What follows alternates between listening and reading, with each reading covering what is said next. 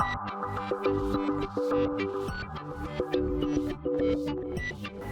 and welcome to my Playhouse. And today we're gonna do something that I think will work, because last time we did something that didn't work, and it's nice to do something that works. I've done this multiple times, so I think it will work. Enterprise servers and using a RAID controller.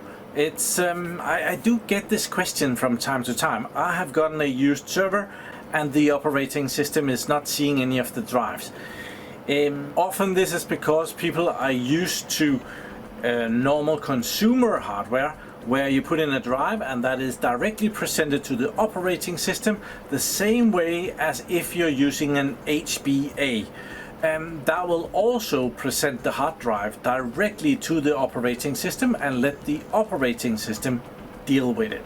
In enterprise servers where you have a real RAID controller, it's like a virtualization layer that you put in between the physical drives and the operating system. So you have that thing in the middle where the RAID controller will take the physical drives and it will do whatever RAID configurations you want in there, and then it will present virtual drives over to the operating system.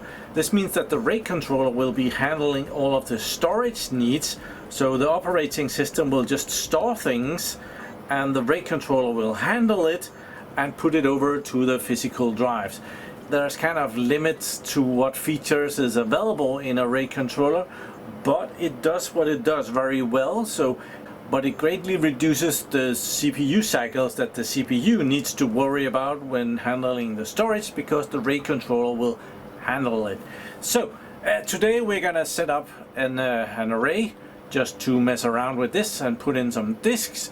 I'm gonna put in an array that I would not currently recommend with the current power prices, but for the video thing it's great because we can mess around with a lot of drives. So we're gonna be putting in the drives in this awesome IBM/Lenovo X3650 Model 4, this one. It's powered but not powered on. And we're gonna be putting in these drives, and they are old. They are 100 GB SSDs, IBM branded. Not entirely sure who really makes these, but it doesn't matter. Why I wouldn't recommend this is that there's 8 drives here, and that's 800 gigabytes, and it's actually no problem to get one drive here. This one is 1.2 terabytes, so this one is additional 4 drives bigger than those 8 drives there.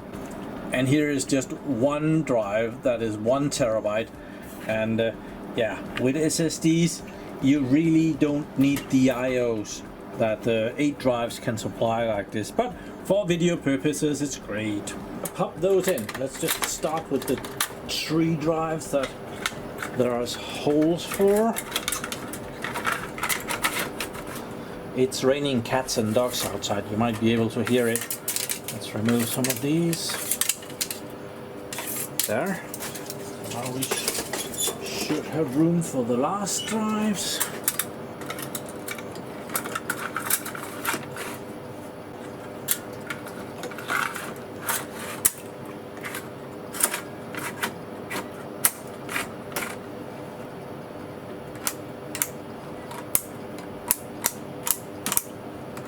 So when the server boots up, the operating system will at present not be able to see these drives because they are not presented to the operating system. So we need to boot up and go into the storage controller, the RAID controller, and configure these, and then the RAID controller will pass them on to the operating system. So if we power on here, there, the light stays on and it greets me with a happy blowing the fans to tell me how much it enjoys being powered on. And yeah, that was the greeting. It's done with that, and the server boots up. Would be nice to get the whole thing on the screen. Apparently that's not gonna happen. So now it's connecting to the RAID controller and checking that out. In just a little bit we will be told in this bar here that we can press different keys to do different stuff. It really doesn't do that very well, this monitor. Sometimes when it figures out that all the drives that are put in there are weird as heck and not the drives that it was hoping to see, it will come up with a blue screen DOS menu thing and tell me that we can load the hard drive configuration thingy right away. Otherwise, I'll have to go into the Wi-Fi BIOS. That will be F1. Should be right about here. It's taking its sweet time though. There we are. Now we can press F1 and it registrates that I have pressed that. And from in here we can go into system settings, and then we go into the top one actually there, makes a list, and in there we can load the different Wi-Fi products that are in the server. So we need to go into the RAID controller here, and we can choose Web BIOS. Okay, so this is what that looks like. This is where we can configure our RAID controller. And in this server there is the Serveraid M5110e, which is it's really nice RAID controller for this server model. Usually when Lenovo / IBM comes out, well, nowadays it is Lenovo, when they come out with a new version of the server, there will also be a new version of the RAID controller in there. Good or bad, I don't know.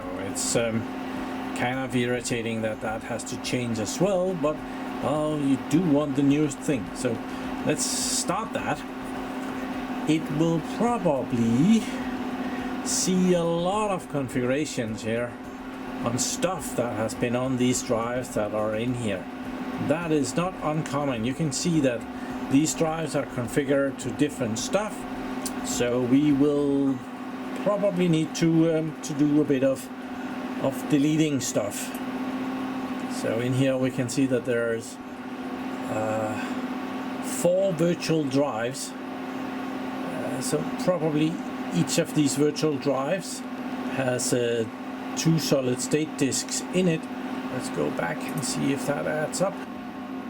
So it has a virtual drive here, and that's 92 gigabytes, and that virtual drive has these 2 drives which are in a RAID 1, and it's the same thing with the other ones as well. They're in RAID 1, RAID 1 and RAID 1. So this has been configured, but we are going to be reconfiguring it to do whatever we want. So if we go, I think we can go into this virtual drive. Can we delete it? Let's see. We can delete and go. And are you sure? We are sure. So I'm deleting the virtual drives. So right now it would actually have presented this to the operating system, but yeah, now I'm getting rid of them. Delete. Yes, I'm gonna delete all of them. So there was 0 and 1, so now we need number. See, they're being unconfigured good down here as soon as I delete the virtual drives. There, so now we should have all unconfigured good drives here. Unconfigured. Good. Okay, so now we have some drives available that we can do stuff with, and to do that there is the configuration wizard here. There, and we could have gone in there right away and we could have cleared everything, but not nearly as fun, right? In here we can clear configuration and do new ones, and we can do new ones with existing available drives, and we can add configuration. If right now we can pick this one and this one, so we're just gonna, but add configuration will only add new configurations. It's not gonna mess up anything else. So we're gonna pick new configuration. Next. So we could have used this one as well to just clear everything. So yeah, we're gonna do that. We did already do that. Yeah, there is two options. We can do a manual configuration or we can do an automatic configuration. As I'm not doing anything that the server would know how I wanted it, I'm gonna go for the manual configuration, and we're gonna pick this redundancy when possible and no encryption, because that's the only thing that it doesn't have. It should just gray that out when there is nothing to pick. So we're gonna next. I'm gonna take the first two drives, and then we're gonna make like a boot drive in RAID 1, like a mirror, to add this drive to array. So I'm gonna take the first one and the second one, and that one, add to array. So those two drives we're gonna create an array out of, clicking that thing, and next. So here we need to add it to span. It feels a little like a lot of clicks to do, not very much. This middle part, I am not sure why that is there at all. Never needed it. Next. Here we can select RAID 1 or RAID 0. So there are those two options. We're gonna go with the RAID 1, and all of these settings are usually pretty good. We need to update size here because we could go in here and tell it that we don't want to use all the size of the drives. We could use half, and then we could make another drive and use the other half. So but in this case we're just going to use all of it, and it will update this to have about half the amount of space that is on the drives. And we're going to accept that, and yes. And there is no more space available. Also weird why it goes back to here. So here we have to accept the disk group that we have created, and now it will save the configuration, and it will tell us that all the data will be lost, as if we did not know. And then it's done. Home. And it's going to be working on that in the background. But now we are back to what we were presented with when we came in here, with a virtual drive 0 that is 92 gigabytes optimal, and that consists of 2 drives in a RAID 1, so that's fine. The other 6 drives we are gonna do something else with, so let's go back, and this time we're gonna add a configuration, otherwise it will ask us if we want to destroy everything. We're not gonna do that, so we are adding a configuration. We already have one that we want to keep. So next, we're gonna, this time we're gonna pick automatic. That way it will more or less pick all the drives for us. There, see how it put all the drives over, and it's suggesting that we'll use all the drives in a RAID 5, and that was actually pretty much what I wanted to do. I do not have RAID 6 capability on this RAID controller. I would have to expand or extend the RAID controller with another software package, which I have chosen not to purchase. So we're gonna keep this, and yeah, this was the really simple way to do this. See how much easier that was to run the automatic one. But in this way we wouldn't have gotten the RAID 1 for our operating system, and then our RAID 5, which could be our data drive. So home. There. So now we can see our handiwork here. We have that drive here. The first virtual drive is the RAID 1, and the second virtual drive is our RAID 5. And those 2 drives will be presented to the operating system. So the operating system will see I have a drive that is 92.2 gigabytes, and I have another drive that is 461 gigabytes, it does not know that there's a bunch of disks here and that this is in a RAID and this is in a RAID 5. It doesn't know, it doesn't care. It just sends the data to the RAID controller, and the RAID controller says, yep, I got it. As long as there's battery power on here, it will do that. As soon as the data is sent, the RAID controller will say, yep, I got it. Even if the data hasn't been saved to the drives yet, it will be in the cache on the RAID controller. So as soon as the data has gone into the cache on the RAID controller can report back to the operating system, yep, I got it. And the operating system will send the next package. So the operating system does not have to wait for the data to actually be put on the drives. It's not a big deal with SSDs, but with spinning disks it could take longer, and the RAID controller takes care of that.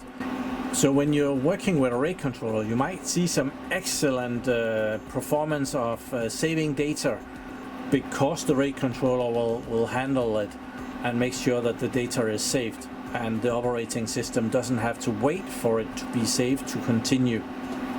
So in these times when the power is bloody expensive, I've just been in the BIOS here, and I'm gonna set the BIOS to use minimum power, just so that I don't get ruined.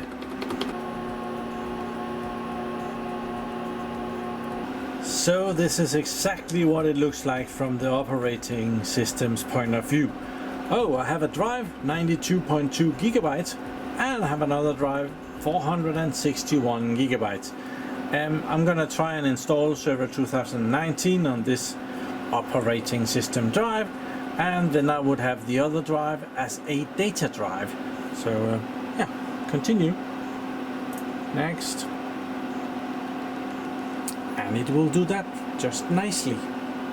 Okay, Server 2019 is installed. I have 180 days left on my trial. Awesome. And I have I've made a simple drive out of this HD tune. Didn't really need me to do a drive. It could see the drive without it. So let's see if we get any performance out of this. We do. It's pretty much performing like an SSD. So doesn't look like we're getting much out of our RAID controller on that. We are getting the RAID 5 security though. Yeah, so this has completed, and it looks very similar to just SSD speeds. So I have another test program here that someone suggested some time ago. So let's try that one on my newly formed drive. Start. Okay, here we see the work of the RAID controller for sure. You can see it at the small testing on very small files.